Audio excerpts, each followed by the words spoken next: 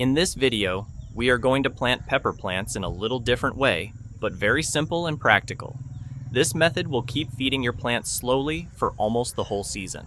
So you don't have to worry too much about adding fertilizers again and again. It's easy, it uses things you already have, and it actually makes your soil better over time. So let's start without wasting time. First thing, go to the center of your garden bed and dig a nice hole. It should be around 4 to 6 inches deep. No need to go too deep or make it perfect. Just a decent hole is enough. While digging, don't throw away the soil. Keep it aside carefully because we are going to use it again later.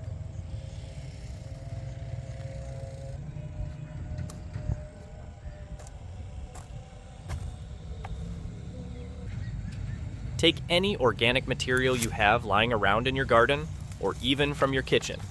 You can use dry leaves, dead plants, grass clippings, rotten vegetables, fruit peels, or even fresh green leaves. Basically, anything natural that can break down over time will work here.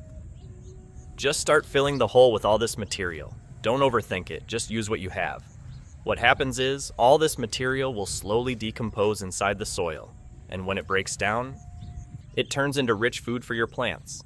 So instead of throwing all this away, you are putting it back into the soil in a useful way. Once the hole is filled, now you can plant your pepper plants. You can also use this method for other seedlings. Not just peppers. Plant them around the hole, not directly inside it. Keep a little distance so that the roots are close to the organic material, but not touching it right now. This part is important because the material is still fresh and not decomposed, so it can be a bit strong for young roots.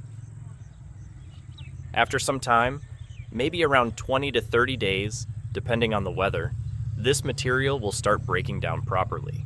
When that happens, it becomes safe and very rich in nutrients.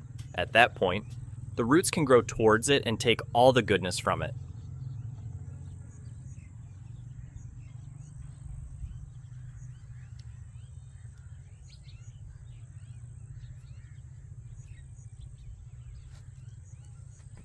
Now, after planting, take the soil that we kept aside earlier and cover the hole nicely. Make it level with the rest of the bed so everything looks neat. This also helps in keeping the moisture inside and protects the material underneath.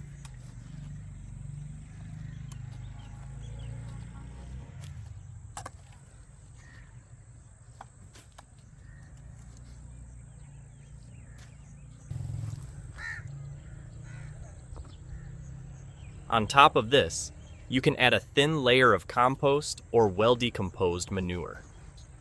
This step is not compulsory, but it really helps. It adds good microbes to the soil, and these tiny organisms speed up the decomposition process. They also help the plants absorb nutrients more easily.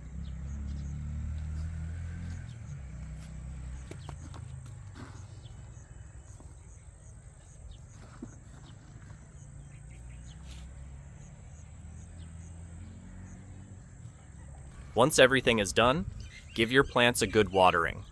Don't skip this step. Water helps settle the soil and also starts the breakdown process of the organic material. Just make sure the soil stays moist, not too dry and not too soggy. As days pass, your plants will slowly start getting nutrients from below.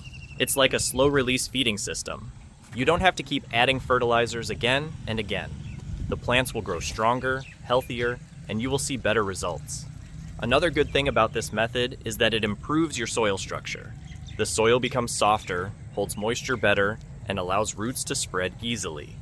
Over time, your garden bed becomes more fertile without much extra effort.